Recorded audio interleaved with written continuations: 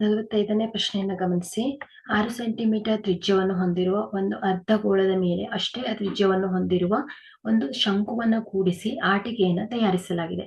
ಆಟಿಕೆಯ ಒಟ್ಟು ಎತ್ತರ 14 ಸೆಂಟಿಮೀಟರ್ ಆದರೆ ಆಟಿಕೆಯ ಮೇಲ್ಮೈ ವಿಸ್ತೀರ್ಣವನ್ನ ಕಂಡು ಹಿಡಿಯಿರಿ. ಸೊ ಇಲ್ಲಿ ಹೇಗಿದೆ ಚಿತ್ರ? ಅರ್ಧಗೋಳದ ಮೇಲೆ 6 ಸೆಂಟಿಮೀಟರ್ ತ್ರಿಜ್ಯವನ್ನು ಹೊಂದಿರುವ ಅರ್ಧಗೋಳ ಇದೆ ಅಂತೆ. ಸೊ ಆ ಒಂದು ಅರ್ಧಗೋಳದ ಮೇಲೆ ಅಷ್ಟೇ ತ್ರಿಜ್ಯವನ್ನು ಹೊಂದಿರುವ ಒಂದು ಶಂಕುವನ್ನ ಜೋಡಿಸಿದ್ದಾರೆ. ಅಷ್ಟೇ ತ್ರಿಜ್ಯವಿರುವ ಒಂದು ಶಂಕುವನ್ನ ಜೋಡಿಸಿ ಆಟಿಕೆಯನ್ನ ತಯಾರಿಸಿದ್ದಾರೆ. ಸೊ ಇಲ್ಲಿ ಆಟಿಕೆಯ ಒಟ್ಟು ಎತ್ತರ, ಸೊ ಇಲ್ಲಿ ಈ ಆಟಿಕೆಯ ತುದಿಯಿಂದ, ಈ ಶಂಕುವಿನ ತುದಿಯಿಂದ ಅರ್ಧಗೋಳದ ಈ ಬೇಸ್ ಅಲ್ವಾ, ಸೊ ಇದರ ಒಟ್ಟು ಎತ್ತರವನ್ನ ಕೊಟ್ಟಿದ್ದಾರೆ. ಎಷ್ಟು? 14 ಸೆಂಟಿಮೀಟರ್. ಅದೇ ರೀತಿ ಕೋನದ ತ್ರಿಜ್ಯ, ಸೊ ಈ ಒಂದು ಕೋನದ ಮತ್ತು ಅರ್ಧಗೋಳದ ತ್ರಿಜ್ಯಗಳು ಏನಾಗಿರುತ್ತೆ? ಸಮನಾಗಿರುತ್ತೆ. ಹಾಗಾದ್ರೆ ಇಲ್ಲಿ ಕೋನದ ತ್ರಿಜ್ಯ 6 ಸೆಂಟಿಮೀಟರ್ ಇದ್ದರೆ ಈ ಅರ್ಧಗೋಳದ ತ್ರಿಜ್ಯ ಕೂಡ ಏನಿರುತ್ತೆ? 6 ಸೆಂಟಿಮೀಟರ್ ಇರುತ್ತೆ. ಹಾಗಾದ್ರೆ ಇಲ್ಲಿ ನಾವೇನ್ ಮಾಡ್ಬೇಕು? ಈ ಒಂದು ಆಟಿಕೆಯ ಪೂರ್ಣ ಮೇಲ್ಮೈ ವಿಸ್ತೀರ್ಣವನ್ನ ಕಂಡುಹಿಡಿಬೇಕು. ಹಾಗಾದ್ರೆ ಈ ಆಟಿಕೆಯ ಪೂರ್ಣ ಮೇಲ್ಮೈ ವಿಸ್ತೀರ್ಣ ಏನಾಗುತ್ತೆ? ಅರ್ಧಗೋಳದ ಇದು ವಕ್ರ ಮೇಲ್ಮೈ ವಿಸ್ತೀರ್ಣ, ಅರ್ಧಗೋಳದ ವಕ್ರ ಮೇಲ್ಮೈ ವಿಸ್ತೀರ್ಣ ಮತ್ತು ಈ ಒಂದು ಕೋನದ ವಕ್ರ ಮೇಲ್ಮೈ ವಿಸ್ತೀರ್ಣ. ಸೊ ಇವುಗಳನ್ನ ಕೂಡಿದಾಗ ಏನ್ ಸಿಗತ್ತೆ ನಮ್ಗೆ? ಈ ಒಂದು ಆಟಿಕೆಯ ಪೂರ್ಣ ಮೇಲ್ಮೈ ವಿಸ್ತೀರ್ಣ ಸಿಗತ್ತೆ. ಹಾಗಾದ್ರೆ ಇಲ್ಲಿ ನಾವೇನ್ ಮಾಡೋಣ? ಮೊದಲನೇದಾಗಿ ಶಂಕುವಿನ ಎತ್ತರ ಬೇಕು ಅಲ್ವಾ ನಮ್ಗೆ. ಸೊ ಇಲ್ಲಿ ಶಂಕುವಿನ ವಕ್ರ ಮೇಲ್ಮೈ ವಿಸ್ತೀರ್ಣ ಸೂತ್ರ ಏನ್ ಹೇಳುತ್ತೆ? ಪೈ ಆರ್ ಎಲ್ ಅಲ್ವಾ. ಸೊ ಇಲ್ಲಿ ಎಲ್ ಅನ್ನ ಕೊಟ್ಟಿಲ್ಲ ಅವರು. ಏನ್ ಹೇಳಿದಾರೆ ಅವರು? ಟೋಟಲ್ ಈ ಒಂದು ಆಟಿಕೆಯ ಎತ್ತರವನ್ನ ಕೊಟ್ಬಿಟ್ಟಿದ್ದಾರೆ. ಹಾಗಾದ್ರೆ ನಾವಿಲ್ಲಿ ಏನ್ ಮಾಡೋಣ? ಮೊದಲನೇದಾಗಿ ಈ ಶಂಕುವಿನ ಎತ್ತರವನ್ನ ಕಂಡುಹಿಡಿಯೋಣ. ಸೊ ಇಲ್ಲಿ ಶಂಕುವಿನ ಎತ್ತರ ಅಲ್ವಾ. ಸೊ ಶಂಕುವಿನ ಎತ್ತರ, ಇಲ್ಲಿ ಈ ಒಂದು ಶಂಕುವಿನ ತ್ರಿಜ್ಯ ಅಲ್ವಾ. ಮೊದಲನೇದಾಗಿ ಏನ್ ಮಾಡೋಣ? ಅರ್ಧಗೋಳದ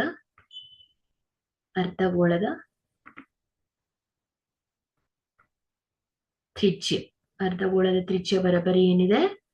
6 ಸೆಂಟಿಮೀಟರ್ ಇದೆ. ಅದೇ ರೀತಿ ಆಟಿಕೆಯ ಒಟ್ಟು ಎತ್ತರ ಎಷ್ಟು ಕೊಟ್ಟಿದ್ದಾರೆ ಅವರು? ಆಟಿಕೆಯ ಒಟ್ಟು ಎತ್ತರ ಎಷ್ಟಿದೆ? 14 ಸೆಂಟಿಮೀಟರ್. ಹಾಗಾದ್ರೆ ಇಲ್ಲಿ ಶಂಕುವಿನ ಎತ್ತರ ಏನಾಗತ್ತೆ ಹೇಳಿ? ಶಂಕುವಿನ ಎತ್ತರ, ಸೊ ಶಂಕುವಿನ ಎತ್ತರ ಏನಾಗತ್ತೆ? ಆಟಿಕೆಯ ಒಟ್ಟು ಎತ್ತರದಲ್ಲಿ ಅರ್ಧಗೋಳದ ತ್ರಿಜ್ಯವನ್ನ ಮೈನಸ್ ಮಾಡಿದಾಗ ನಮ್ಗೆ ಏನ್ ಸಿಗತ್ತೆ? ಶಂಕುವಿನ ಎತ್ತರ ಸಿಗತ್ತೆ. ಹಾಗಾದ್ರೆ ಇಲ್ಲಿ ಶಂಕುವಿನ ಎತ್ತರವನ್ನ ಏನಾಗತ್ತೆ? ಆಟಿಕೆಯ ಒಟ್ಟು ಎತ್ತರ, ಸೊ ಆಟಿಕೆಯ ಒಟ್ಟು ಎತ್ತರ ಮೈನಸ್ ಅರ್ಧಗೋಳದ ತ್ರಿಜ್ಯ, ಸೊ ನೋಡಿ ಇಲ್ಲಿ ಈ ಆಟಿಕೆ ಒಟ್ಟು ಎತ್ತರ ಎಷ್ಟಿದೆ? 14 ಸೆಂಟಿಮೀಟರ್ ಇದೆ. ನಮ್ಗೆ ಏನ್ ಬೇಕು? ಕೇವಲ ಈ ಶಂಕುವಿನ ಎತ್ತರ ಬೇಕಲ್ವಾ. ಶಂಕುವಿನ ಎತ್ತರ ಬೇಕು. ಸೊ ಇಲ್ಲಿ ಅರ್ಧಗೋಳದ ತ್ರಿಜ್ಯ 6 ಸೆಂಟಿಮೀಟರ್ ಇದ್ರೆ, ಸೊ ಇವುಗಳು ಟೋಟಲ್ ಎಲ್ಲದೂ ಏನಾಗಿರುತ್ತೆ? 6 ಸೆಂಟಿಮೀಟರ್ ಇರುತ್ತೆ ಅಲ್ವಾ. ಎಲ್ಲ ತ್ರಿಜ್ಯಗಳು ಒಂದೇ ಆಗಿರುತ್ತೆ. ಹಾಗಾದ್ರೆ ಈ ತ್ರಿಜ್ಯವನ್ನ ಏನಂತ ಮಾಡ್ಬೋದು ನಾವು? ಇಲ್ಲಿ ಈ ಅರ್ಧಗೋಳದ ಎತ್ತರ ಅಂತ ಕನ್ಸಿಡರ್ ಮಾಡಿದ್ರೆ, ಸೊ ಇವುಗಳೇನಾಗತ್ತೆ? 6 ಸೆಂಟಿಮೀಟರ್ ಆಗಿರತ್ತೆ. ಹಾಗಾದ್ರೆ ಆಟಿಕೆಯ ಒಟ್ಟು ಎತ್ತರ ಎಷ್ಟಿದೆ? 14 ಸೆಂಟಿಮೀಟರ್ ಮೈನಸ್ ಅರ್ಧಗೋಳದ ತ್ರಿಜ್ಯ ಎಷ್ಟಿದೆ? 6 ಸೆಂಟಿಮೀಟರ್ ಇದೆ. ಹಾಗಾದ್ರೆ ಇಲ್ಲಿ 14ರಲ್ಲಿ 6 ಹೋದ್ರೆ ಎಷ್ಟು ಬರುತ್ತೆ? 8 ಸೆಂಟಿಮೀಟರ್ ಆಗತ್ತೆ. ಸೊ ಇದೇನಾಯ್ತು? ಈ ಒಂದು ಶಂಕುವಿನ ಎತ್ತರ ಆಯ್ತು ಅಲ್ವಾ. ಸೊ ಇಲ್ಲಿ ಏನ್ ಮಾಡಿದ್ವಿ ನಾವು? ಶಂಕುವಿನ ಒಟ್ಟು ಎತ್ತರದಲ್ಲಿ ಏನ್ ಮಾಡಿದ್ವಿ? ಅರ್ಧಗೋಳದ ತ್ರಿಜ್ಯವನ್ನ ಮೈನಸ್ ಮಾಡಿದಾಗ ನಮ್ಗೆ ಏನ್ ಸಿಕ್ತು? ಈ ಒಂದು ಶಂಕುವಿನ ಎತ್ತರ ಸಿಕ್ತು. ಹಾಗಾದ್ರೆ ಇಲ್ಲಿ ಶಂಕುವಿನ ಎತ್ತರ ಸಿಕ್ಕಿದೆ ಮತ್ತು ಅದೇ ರೀತಿ ಈ ಶಂಕುವಿನ ತ್ರಿಜ್ಯ ಅಲ್ವಾ. ಸೊ ಈ ಶಂಕುವಿನ ತ್ರಿಜ್ಯ ಎಷ್ಟಿದೆ? 6 ಸೆಂಟಿಮೀಟರ್ ಇದೆ. ಹಾಗಾದ್ರೆ ಇಲ್ಲಿ ಈ ಒಂದು ಶಂಕುವಿನ ಓರೆ ಎತ್ತರವನ್ನ ಕಂಡುಹಿಡಿಯಬಹುದು. ಹೇಗೆ? ಸೊ ನೋಡಿ ಇಲ್ಲಿ ಈ ಒಂದು ಶಂಕುವಿನ ಎತ್ತರ ಮತ್ತು ಇದು ತ್ರಿಜ್ಯ ಅಲ್ವಾ. ಸೊ ಇಲ್ಲೊಂದು ರೈಟ್ ಆಂಗಲ್ ಲಂಬಕೋನ ತ್ರಿಭುಜ ಫಾರ್ಮ್ ಆಗ್ತಾ ಇದೆ. ಹಾಗಾದ್ರೆ ನಮ್ಗೆ ಏನ್ ಗೊತ್ತಿದೆ? ಪೈಥಾಗೋರಸ್ನ ಪ್ರಮೇಯದ ಪ್ರಕಾರ ಏನ್ ಹೇಳತ್ತೆ? ವಿಕರ್ಣದ ಮೇಲಿನ ವರ್ಗವು ಉಳಿದೆರಡು ಬಾಹುಗಳ ವರ್ಗಕ್ಕೆ ಸಮನಾಗಿರುತ್ತೆ. ಹಾಗಾದ್ರೆ ಇಲ್ಲಿ ನಾವೇನ್ ಮಾಡ್ಬೋದು? ಈ ಒಂದು ಕೋನದ ಓರೆ ಎತ್ತರವನ್ನ ಕಂಡುಹಿಡಿಯಬಹುದು. ಸೊ ಇಲ್ಲಿ ಶಂಕುವಿನ ಎತ್ತರ ಎಷ್ಟು ಬಂದಿದೆ? 8 ಸೆಂಟಿಮೀಟರ್. ಇದರ ತ್ರಿಜ್ಯ ಎಷ್ಟಿದೆ? 6 ಸೆಂಟಿಮೀಟರ್. ಹಾಗಾದ್ರೆ ಈ ಒಂದು ಶಂಕುವಿನ ಓರೆ ಎತ್ತರ ಏನಾಗತ್ತೆ? ಪೈಥಾಗೋರಸ್ ಪ್ರಮೇಯದ ಪ್ರಕಾರ ಎಲ್ ಬರಬ್ಬರಿ ಏನಾಗತ್ತೆ? ಸ್ಕ್ವೇರ್ ರೂಟ್ ಆಫ್ r² ಅಧಿಕ್ h ಸ್ಕ್ವೇರ್ ಆಗತ್ತೆ. ಸೊ ಇಲ್ಲಿ r ಅಂದ್ರೆ ಏನಿದೆ, ಶಂಕುವಿನ ತ್ರಿಜ್ಯ 6 ಘಾತ ಅಧಿಕ್ h ಅಂದ್ರೆ ಏನಾಗುತ್ತೆ 8 ಘಾತ 2 ಸ್ಕ್ವೇರ್ ರೂಟ್. ಸೊ ಇದೇನಾಗುತ್ತೆ 6 36 8 64 ಆಗತ್ತೆ. ಸೊ ವರ್ಗಮೂಲ 36 ಅಧಿಕ 64 ಕೂಡಿದಾಗ ಸೊ ಇದೆಷ್ಟು ಬರುತ್ತೆ 100, ವರ್ಗಮೂಲ 100. ಸೊ ಇದೇನಾಯ್ತು ವರ್ಗಮೂಲ 100 ಅಂದ್ರೆ ಎಷ್ಟು ಬರೀಬಹುದು 10 ಸೆಂಟಿಮೀಟರ್. ಹಾಗಾದ್ರೆ ಈ ಒಂದು ಶಂಕುವಿನ ಓರೆ ಎತ್ತರ ಎಷ್ಟು ಸಿಕ್ತು ನಮ್ಗೆ 10 ಸೆಂಟಿಮೀಟರ್ ಸಿಕ್ತು. ಹಾಗಾದ್ರೆ ನಾವಿಲ್ಲಿ ಏನ್ ಮಾಡ್ಬೋದು, ಈ ಒಂದು ಆಟಿಕೆಯ ಪೂರ್ಣ ಮೇಲ್ಮೈ ವಿಸ್ತೀರ್ಣವನ್ನ ಕಂಡುಹಿಡಿಯೋಣ. ಆಟಿಕೆಯ ಪೂರ್ಣ ಮೇಲ್ಮೈ ವಿಸ್ತೀರ್ಣ, ಆಟಿಕೆಯ ಪೂರ್ಣ ಮೇಲ್ಮೈ ವಿಸ್ತೀರ್ಣ ಬರೋಬ್ಬರಿ ಏನ್ ಹೇಳುತ್ತೆ, ಶಂಕುವಿನ ಪಾರ್ಶ್ವ ಮೇಲ್ಮೈ ವಿಸ್ತೀರ್ಣ, ಶಂಕುವಿನ ಪಾರ್ಶ್ವ ಮೇಲ್ಮೈ ವಿಸ್ತೀರ್ಣ ಅಧಿಕ್ ಅರ್ಧಗೋಳದ ವಕ್ರ ಮೇಲ್ಮೈ ವಿಸ್ತೀರ್ಣ ಅಲ್ವಾ. ಸೊ ಅರ್ಧಗೋಳದ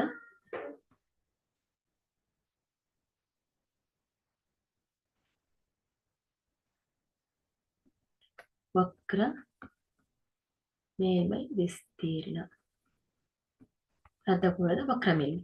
ಸೊ ಶಂಕುವಿನ ಪಾರ್ಶ್ವ ಮೇಲ್ಮೈ ವಿಸ್ತೀರ್ಣದ ಸೂತ್ರ ಏನು, πrl ಅಧಿಕ್ ಅರ್ಧಗೋಳದ ವಕ್ರ ಮೇಲ್ಮೈ ವಿಸ್ತೀರ್ಣ.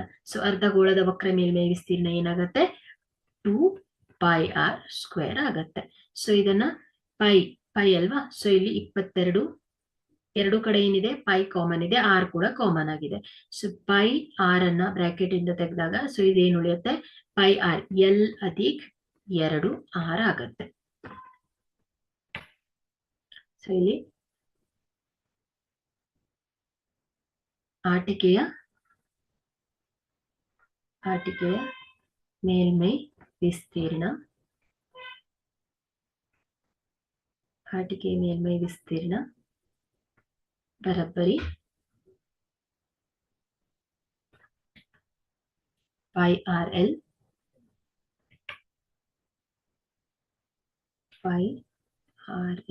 ಗುಣಿಸು L plus πr L plus 2r ಆಗತ್ತೆ. ಸೊ ಇದ ಏನಾಗತ್ತೆ 22/7 ಗುಣಿಸು r ಎಷ್ಟಿದೆ 6 ಸೆಂಟಿಮೀಟರ್. ಸೊ L ಏನಿದೆ ಈ ಒಂದು ಶಂಕುವಿನ ಓರೆ ಎತ್ತರ 10 ಅಧಿಕ್ 2 ಗುಣಿಸು r, r ಎಷ್ಟಿದೆ ತ್ರಿಜ್ಯ 6 ಸೆಂಟಿಮೀಟರ್. ಸೊ ಇದೇನಾಗುತ್ತೆ 22/7 ಗುಣಿಸು r 6 ಅಧಿಕ್ ಇದೇನಾಗುತ್ತೆ 10 ಅಧಿಕ್ 12. ಸೊ ಇದು 22/7 ಗುಣಿಸು 6. ಸೊ ಇದೇನಾಗುತ್ತೆ 10 ಅಧಿಕ್ 12 ಎಷ್ಟಾಗತ್ತೆ 22 ಆಗತ್ತೆ. ಸೊ ಇದನ್ನ ಸಿಂಪ್ಲಿಫೈ ಮಾಡಿ 22 ಗುಣಿಸು 6 ಗುಣಿಸು 22/7. ಸೊ ಇದೇನಾಗುತ್ತೆ 44. ಸೊ ಇದೇನಾಯ್ತು ಇದನ್ನ ಡೈರೆಕ್ಟ್ ಆಗಿ ಮಲ್ಟಿಪ್ಲೈ ಮಾಡೋಣ 22 ಗುಣಿಸು 22 ಗುಣಿಸು 6. ಸೊ ಇದನ್ನ ಸಿಂಪ್ಲಿಫೈ ಮಾಡಿ 22 ಗುಣಿಸು 22. ಸೊ ಇದೇನಾಗುತ್ತೆ 22 44, 22 44 ಅದರ 48,